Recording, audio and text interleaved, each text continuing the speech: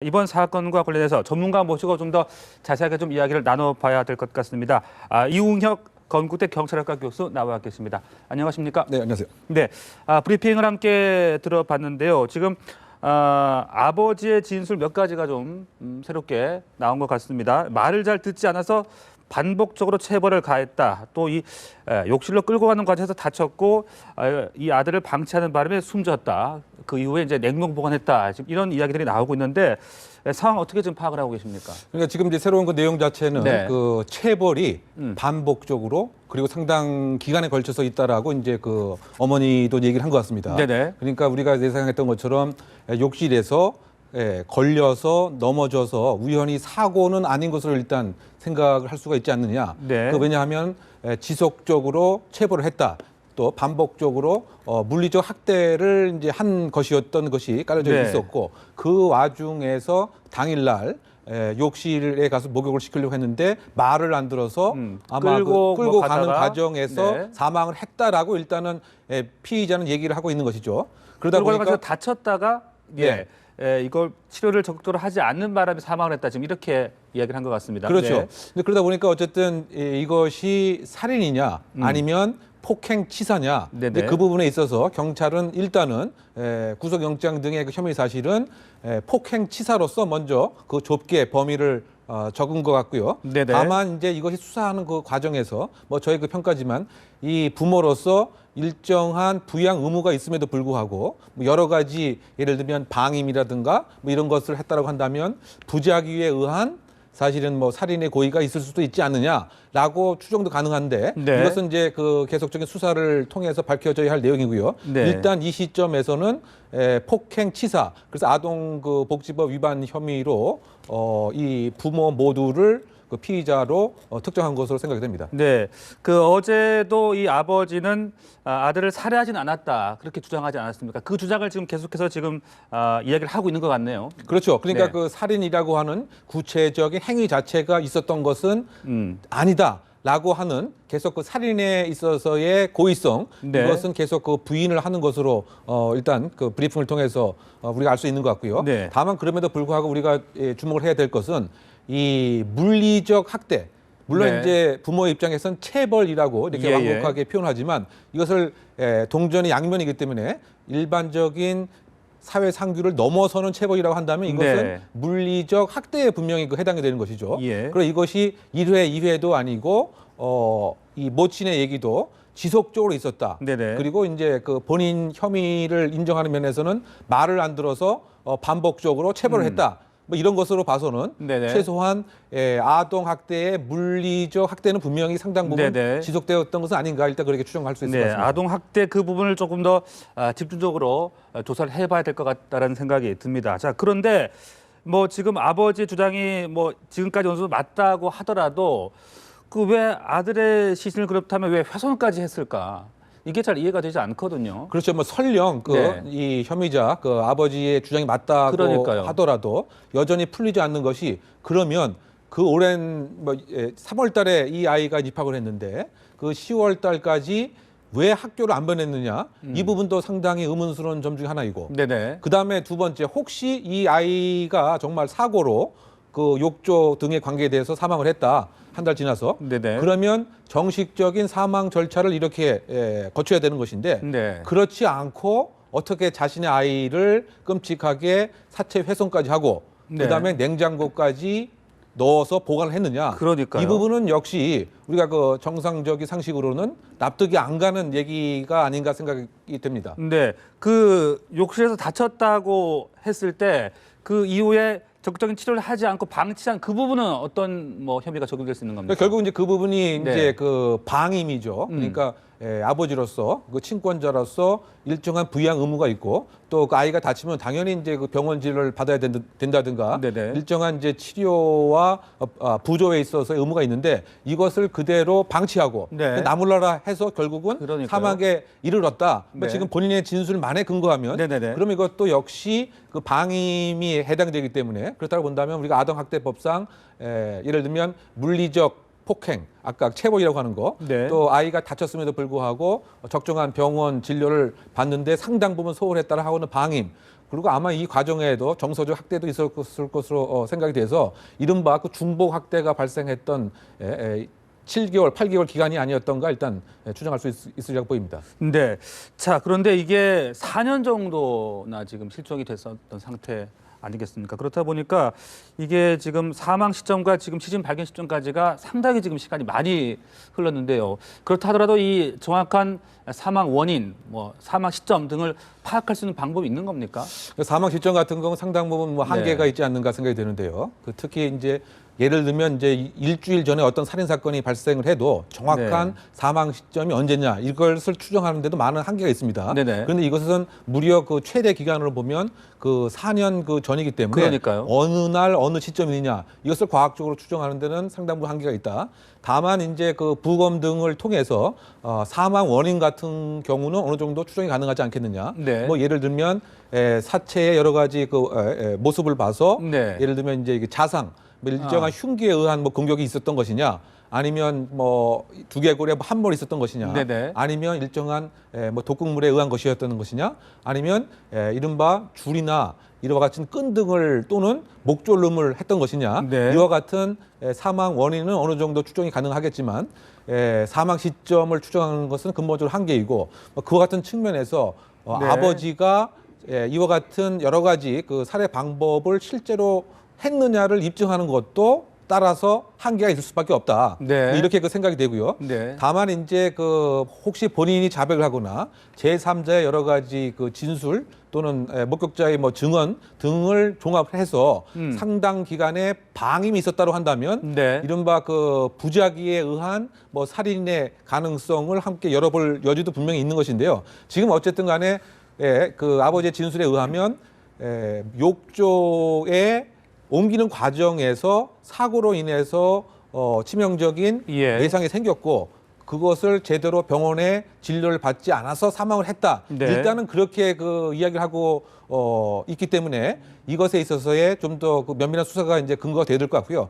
그래서 지금 살인의 혐의를 과연 이제 입증할 수 있는가 역시 네. 이 수사의 하나의 그 과제가 되지 않을까 이렇게 생각됩니다. 네, 지금 그 시신의 훼손 정도가 어느 정도인지는 뭐 구체적으로 아직까지는 알려지지 않고 있는 겁니까? 어떻습니까? 그렇죠. 뭐 사체가 훼손이 되었다. 그리고 네. 어느 치명적인 부위에 일정한 가해가 있었다. 이것은 아직까지 알려져 있지 않았었고요. 그래서 그 다른 추가 수사를 통해서 네. 뭐 다음번 뭐 브리핑에서 네. 뭐 사망 경위에 관한 특히 부검 이후에 그러니까요. 종합적으로 브리핑이 있지 않을까 예상이 됩니다. 네, 그러니까 그 훼손 정도에 따라서 이제 부검 결과가 어떻게 파악될지도 좀 지켜봐야 될 것 같습니다. 네, 자 그런데 또 이 시신을 지인 집에다가 또 옮겼더라고요. 그 가방에 담겨 있는 시신을 발견한 것으로 지금 전해지고 있는데 그렇다면은 그 지인은 또 가방에 뭐가 들었는지 전혀 몰랐었다라고 진술을 하고 있습니다. 이 부분은 어떻게 파악을 해야 될까요? 그래 일단은 이제 이 그 모를 통해서 네. 그 학교 또는 경찰에 찾아갈 것이다. 이 정보를 듣고 나서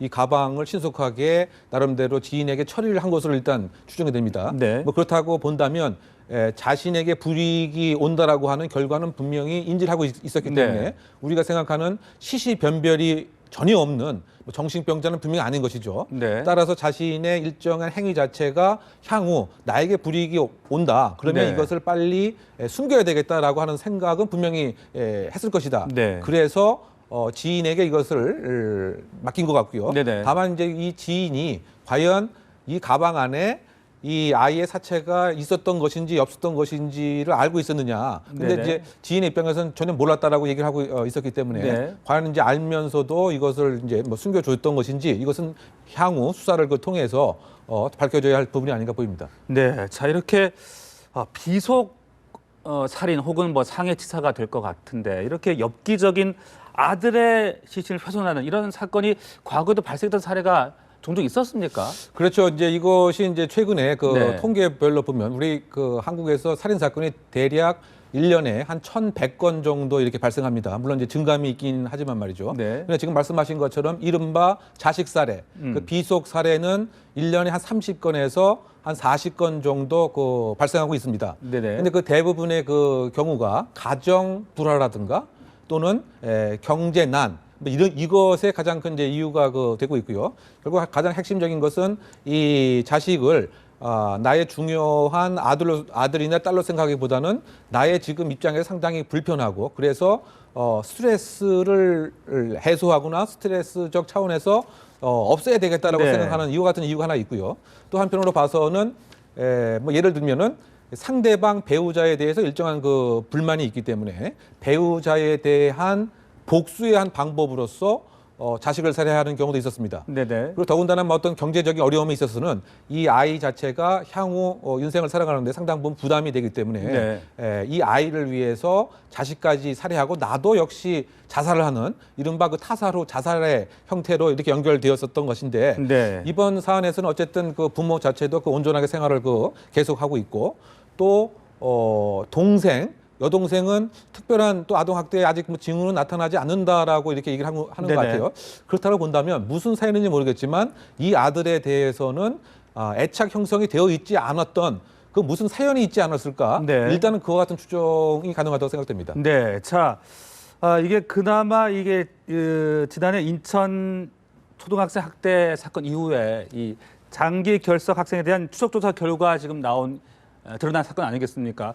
대체 그동안 이 4년 동안 결석도 계속했었고 신고가 제대로 되지 않았던 어떻게 지금 관리를 했던 것인가 너무 답답하다는 생각이 듭니다. 그렇죠. 어떻게 본다면 우리 네. 그 사회에 그 아동 학대의 예방 인프라가 그대로 뻥 뚫려 있었던 상태다. 뭐 이렇게 네. 그 얘기를 할 수밖에 없고요. 지금 이제 이 사안이 알려지게 된 계기도 그 16kg 그 소녀가 아동 학대를 받았기 때문에 약 200명, 250명에 해당되는 이 그 장기 결석 학생을 대상으로 해서 네. 전수 조사를 통해서 가능했던 것이죠. 그렇습니다. 이와 같은 전수 조사가 없었다라고 한다면 이 사건은 세상에 알려져 있지 않았을 가능성이 큰 것이다. 근데 대체 그 그렇죠. 장기 결석 학생을 관리하는 그 규정이라든지 시스템이 지금까지 대체 어떻게 되어 왔던 겁니까? 그럼 뭐 초등학교 관계법에 의하면 네. 일단은 그 학생이 일주일 연속으로 7일간 계속해서 출석을 하지 않게 되면 네. 그 담임 교사가 이제 동사무소나 이런 데 통지를 하게 되고 동사무소에서 교육청에 알리게 되고 네. 그래서 실질적인 찾기 작업을 해야 되는 원칙입니다. 네네네. 그런데 그 원칙은 이제 법 속에만 있었던 것이고 실제적인 현장에서는 구체적인 찾기 활동이 없었던 것이죠. 네. 그러다 보니까 지금 아직 찾고 있지 못하는 200명 정도의 그 아이들도 지금 이와 같은 뭐 사망이 된 것인지 아니면 아동 학대를 현재도 지속적으로 받고 있는 상태인지 네. 또는 어디에 없어져서 그야말로 앵벌이라든가 이런 것을 하고 있는 것인지 아직까지도 지금 알 수 없는 상태이기 네. 때문에 이와 유사한 사항이 계속 숨어져 있는 상태에서 진행 중일 가능성도 배제할 수는 없는 것이 아닌가 이렇게 생각되기 때문에 네. 결국 요약을 한다라고 하면 아동 학대라고 하는 것이 남의 일로만 생각하고 이웃이나 또는 그 학교의 제도라든가 뭐 이런 데서 그야말로 방관하고 있었던 것이 여러 사례에 최근에 드러난 것이 아닌가 이렇게 생각됩니다. 그렇다면 이제 뒤늦게서라도 지금 이 장기 결석 학생에 대한 추적 조사를 벌인다고 하던데 그 조사 방식은 어떻게 좀 이루어지고 있는 겁니까? 그럼 결국은 이제 처음에 어느 학교에 다녔는지 네. 그다음에 그 동사무소의 추적을 통해서 이사를 갔다고 한다면 그 이사 간 그 장소에 직접 점검을 해서 과연 네. 실제로 어느 정도 거주를 했는지 그다음에 그 부모가 파악이 된다고 한다면 왜 지금 이 아이가 학교를 안 나왔는지 지금 현재 학교는 어떤 상태로 되고 있는지 등을 이른바 그 눈덩이 조사죠. 그러니까 하나를 포착을 하고 그 다음에 연결돼서 계속 실태 조사를 하는 방식으로 그 조사와 지금 그 장기 결석 아이에 대한 전수 조사가 진행 중에 있습니다. 네. 그 조사가 계속되면 될수록 이런 유사한 사건이 계속 드러나지 않을까 참 걱정스러운 마음도 듭니다. 네. 그 지금 어쨌든 뭐 200여 명 중에서 네. 60명 정도는 나름대로 뭐 정당한 사유가 있었던 것으로 파악된 것 같고요. 네. 근데 200명은 계속 그 조사 중에 있는 것인데 네. 정말 이 아이가 사망이 된 것인지 아니면 특정적인 그 부모의 예를 들면 감시 아래 외국된 감시 아래 계속적인 아동 학대를 현재 받고 있는 것인지 아니면 제3자에 의해서 다른 곳으로 실종이 되어 갖고 이른바 어떤 뭐 섬이라든가 뭐 기타 협소한 뭐 근로 장소에서 뭐 일을 하고 있는 것인지 네. 이것은 아직까지 알 수가 없는 것이죠. 그래서 어쨌든 좀 더 그 체계적으로 집중적인 찾기 작업, 뭐 네. 조사 작업을 통해서 혹시 이 장기 아이들 중에서 이와 유사한 사례가 있으면 빨리 사전에 막고 빨리 찾아내는 이런 작업이 지금 시급하지 않는가 생각됩니다. 네.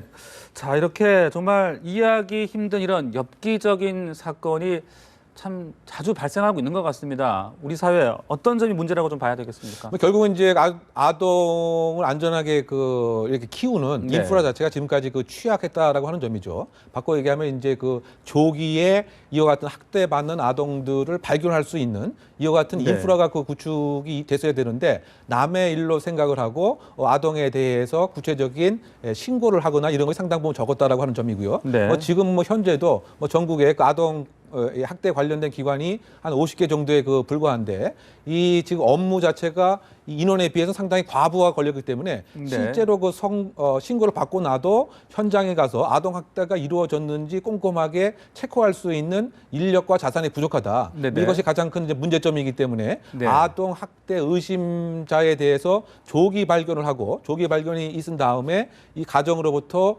구체적으로 예를 들면 실질적인 도움을 주면서 분리를 시키는 이와 같은 인프라의 구축 자체가 상당히 시급한 과제가 아닌가 생각이 됩니다. 네, 사실 이게 가정 내에서 이루어지는 일이기 때문에 또 부모와 자식 간에 벌어지는 일이기 때문에 이것을 공권력에서 어떻게 접근하는 것이 또 쉽지 않겠다 이런 생각도 들거든요. 그래서 사실은 네. 이제 최근에 아동 관련된 법이 개정이 돼서 네. 아동 학대 의심이 조금이라도 있으면 신고를 의무적으로 해야 할 아. 직종을 20여 개 이상으로 확대를 시켰습니다. 의무적으로 신고를 해야 된다. 그렇죠. 네. 만약 신고를 안 하게 되면 일정한 이제 과태료를 받는 이와 같은 이제 불이익이 있기 때문에 네네. 이 얘기는 뭐냐면은 결국은 아동 학대라고 하는 것이 대부분 82%가 친족, 가족에 의해서 이루어지고요. 네. 어린이집이나 유치원에서는 불과 3%에 불과합니다. 그러다 보니까 가족, 이웃에 무슨 일이 있는가 또는 네네. 아동을 많이 접하는 직업군들의 어른들이 관심을 갖고서 조금이라도 의심이 있으면 발견할 수 있도록 신고를 하는 것이 하나의 관건이었는데 네네. 지금 최근에 이르러서야 이와 같은 법이 개정이 된 것이고요.